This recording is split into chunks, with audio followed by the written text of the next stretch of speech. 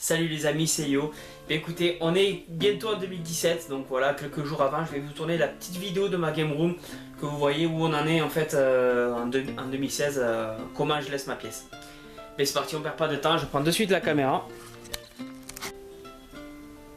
Bon alors je vais me retaper toute la vidéo parce que j'ai voulu faire tellement vite en fait que je faisais que trembler, c'était assez dégueulasse à voir.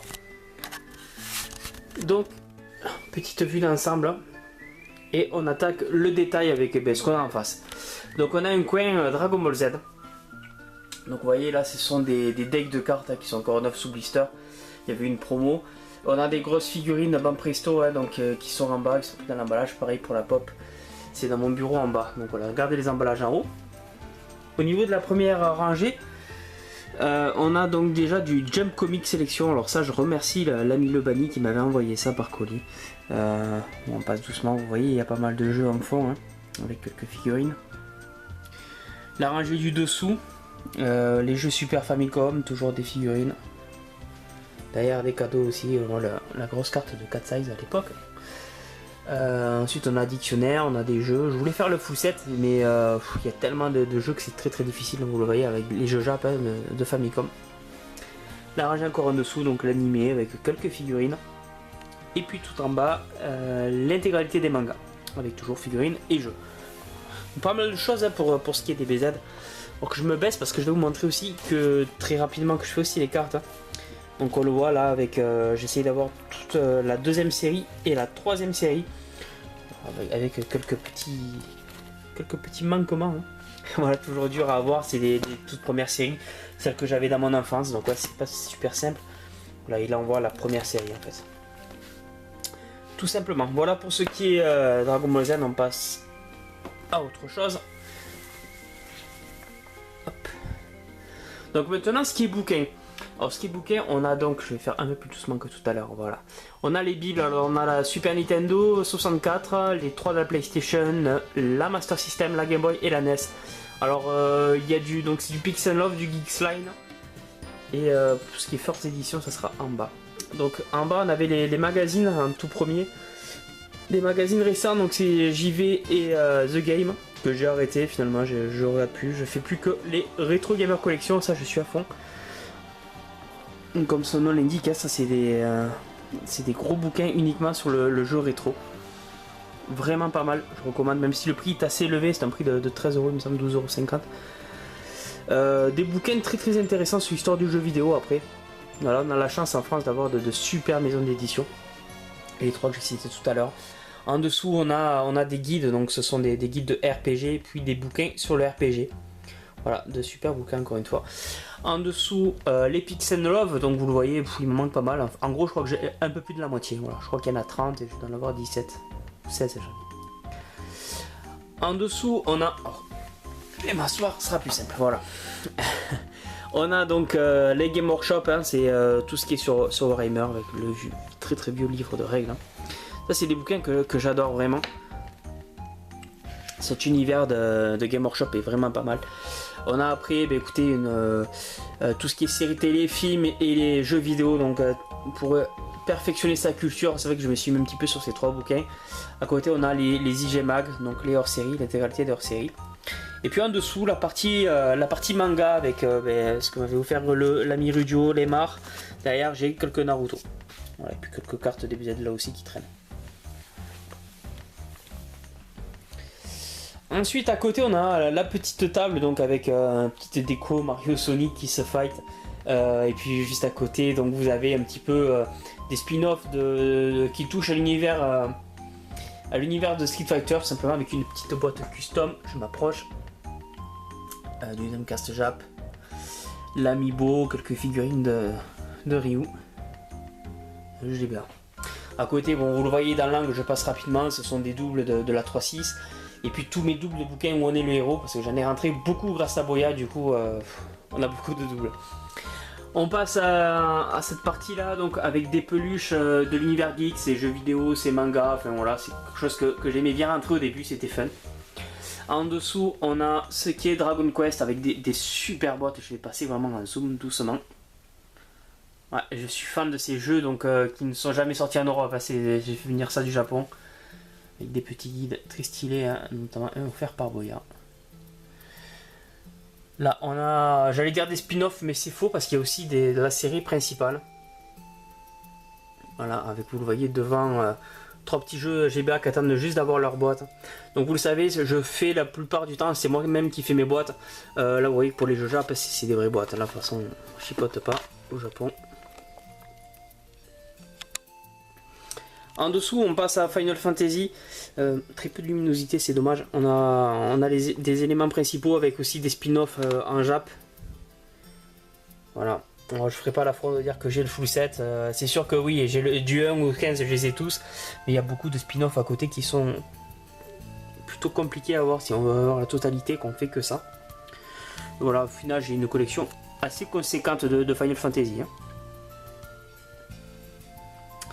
On passe au bouquin dont on est le héros, donc j'en ai parlé tout à l'heure. Voilà, hop. On s'éloigne. L'ancêtre du jeu vidéo, tout simplement, l'ancêtre du RPG même. C'était le bouquin que en fait vous faites votre propre histoire, c'est-à-dire qu'à la fin de chaque chapitre, vous avez une décision à prendre. Par exemple, je sais pas, vous montez les escaliers, vous allez au chapitre 42, et si jamais vous descendez à la cave, vous allez au chapitre 57. Quoi. Donc faites votre propre histoire, c'est plutôt sympathique. En dessous, on va s'approcher. On a ce qui faisait ma particularité au tout début de ma collection, hein, le petit full set FIFA.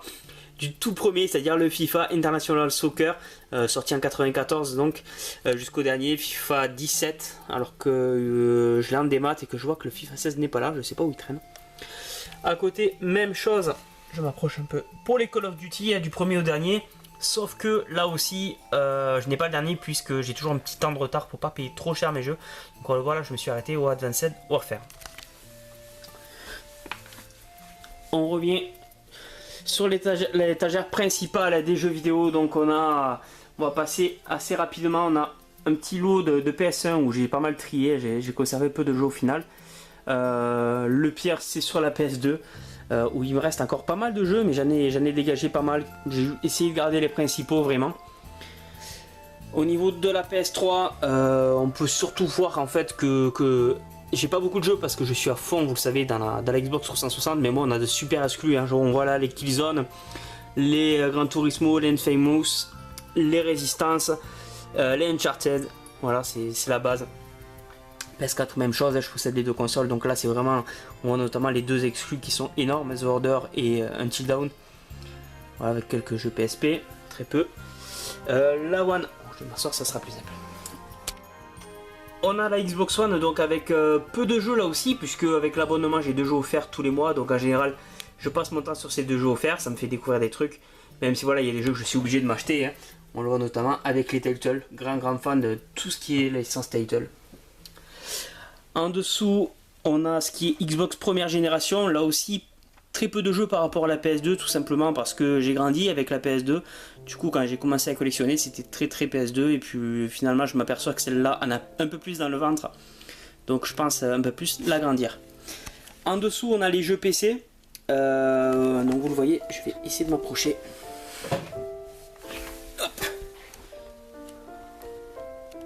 Voilà, c'est plus simple. Donc en dessous, je disais, les jeux PC, c'est énormément de jeux de gestion. Bon, après on a les grands classiques, on voit il y a du Counter-Strike. Voilà, puis beaucoup de jeux de simulation de sport. Après tout ce qui est Age of Empire, c'est vraiment des jeux que j'apprécie. Puis en haut, vous le voyez, les tout premiers Telltale, hein, Sam & Max, Jurassic Park. Voilà, ça c'est classique pour le PC.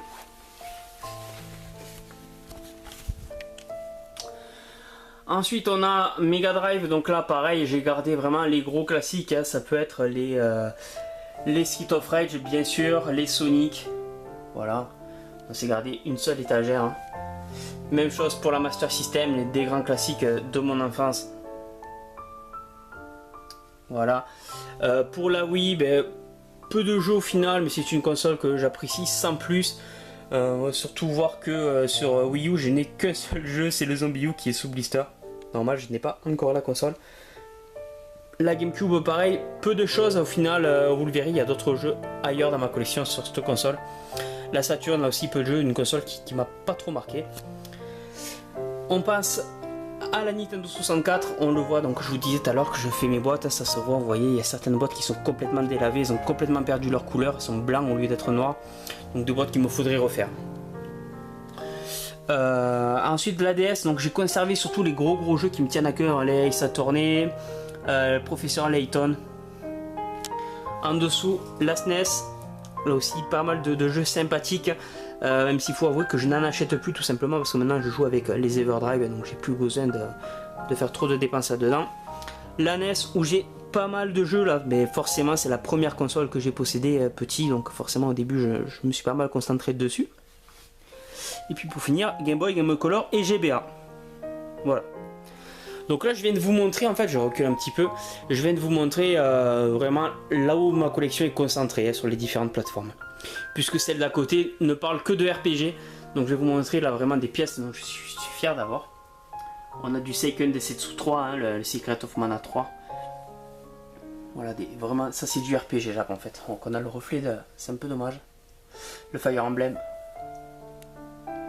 Voilà, Albert Odyssey, c'est vraiment des boîtes très stylées quoi. Et qui sont comme neuves, c'est ça qui est fou. Donc en bas là c'est plutôt français à part le Chrono Trigger. Hein. Donc là on a de la fausse boîte par exemple, vous voyez que ça prend un coup par rapport aux autres. Hein. On voit la grande différence quoi.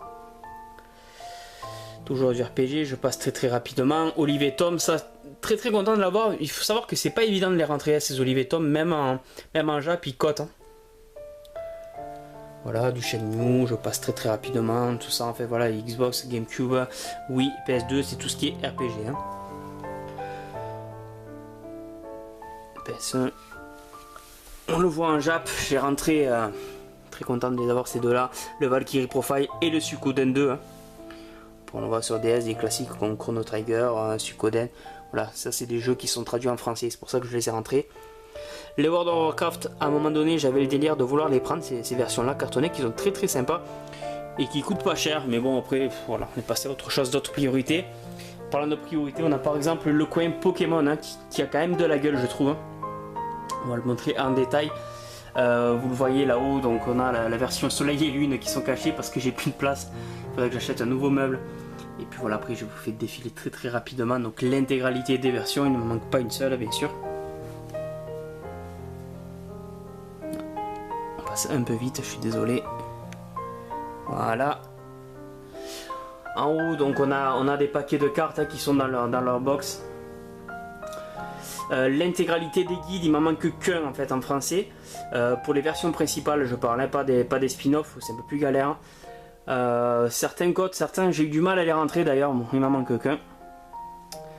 Des peluches, il y en a pas mal, c'est un petit peu bordélique comme rangement. En dessous on a ce qui est spin-off, bon, on va dire Pokémon Donjon Mystère et puis Pokémon Rangers quoi. Voilà. En dessous les versions Jap. Gros coup de cœur, regardez-moi ça, la première gêne là. En dessous, on a les spin-offs cette fois-ci avec un peu de tout en bordel, hein, que ce soit Pokémon Dash, Pokémon Rumble, Pokémon Snap. Là voilà, c'est vraiment les spin-offs de chez spin-off quoi. La région, l'étage en dessous, pardon. Donc là on voit un petit peu à gauche, donc ça c'est du custom, hein, c'est fait maison. J'ai fait en fait un CD par saison. Donc voilà, donc l'intégralité là j'ai 19 saisons en tout. Le manga, pareil, il faudra que je prenne les autres bouquins, hein, ce qui est Saphir, ce qui est Or. Les films. L'énorme peluche Carapuce, regardez ça. Regardez mon pied comme il est petit à côté quoi. Elle est immense cette peluche. Donc ça c'est merci Boya encore.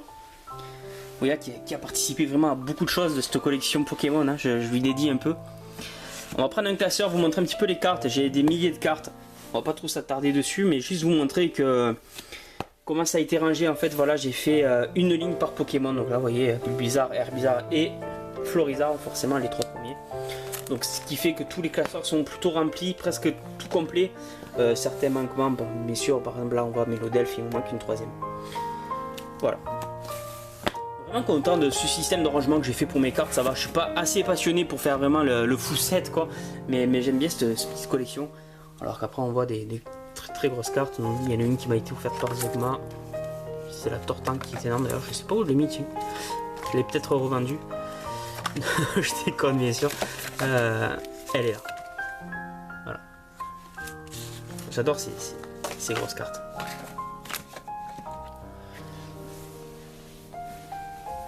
Donc voilà pour ce qui était Pokémon. J'ai pas montré aussi là où il y avait tout ce qui était console. Là on voit par exemple le cadeau de Kumi. Il m'a offert ça vraiment au tout début de ma collection. Et ça c'est collector dans ma pièce. Voilà pour tout ce qui est boîte collector ou boîte de console. On attaque les jeux de société, donc toujours sympa, comme je dis toujours, il n'y a pas que le jeu vidéo dans la vie, c'est vrai que c'est toujours sympa en famille, avec des enfants, j'allais dire avec ses enfants, pour le moment j'en ai qu'un, de faire des jeux de société. Les séries télé, voilà, je passe très rapidement. Le coin Mario qui là par contre j'en suis plutôt fier. Pas mal de choses dans ce coin Mario, donc là on voit c'est ce qui est spin-off, les Mario Party, les Mario Kart. On voit il y a du Wario, enfin il y a un petit peu tout ce qui touche à la licence Mario que j'ai fait dans ce coin là. On le voit là par exemple, j'ai fait un petit coin sympa, c'est à dire que on a les 3 versions NES et je voulais mettre les 3 versions Famicom au dessus pour bien voir la différence. Je suis fan des boîtes Famicom, malheureusement je n'ai pas encore trouvé le Super Mario 2. En dessous on a le coin Zelda, donc là pareil on peut dire full set si on parle pas des versions un petit peu obscures de Philips CDI tout ça.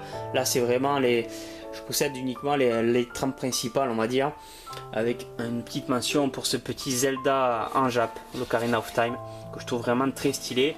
Voilà, il suffit de voir la version européenne qui est là-bas dans l'angle, voilà, c'est le jour et la nuit pour moi. Donc c'est vrai que j'aurais pu rentrer un Majora's Mask en Jap, ça m'aurait fait plaisir. Faut toujours agrandir un petit peu sa collection.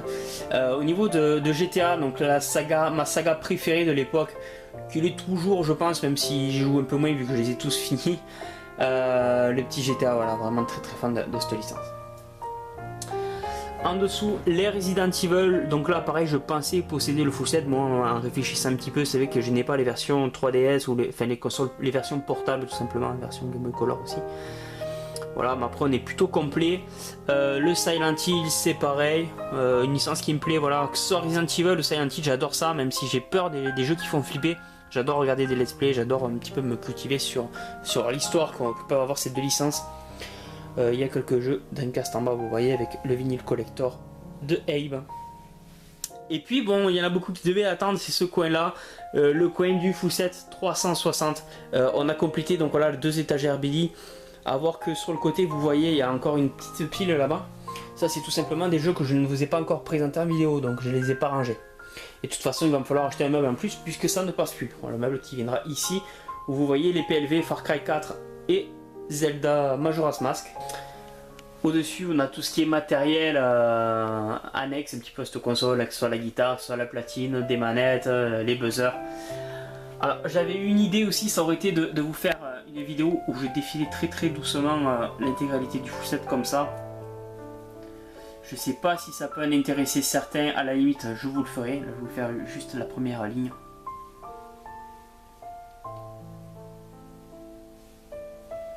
Voilà, ça peut être sympa de faire une vidéo comme ça, demandez-moi-le, à la limite si vous le voulez je le ferai.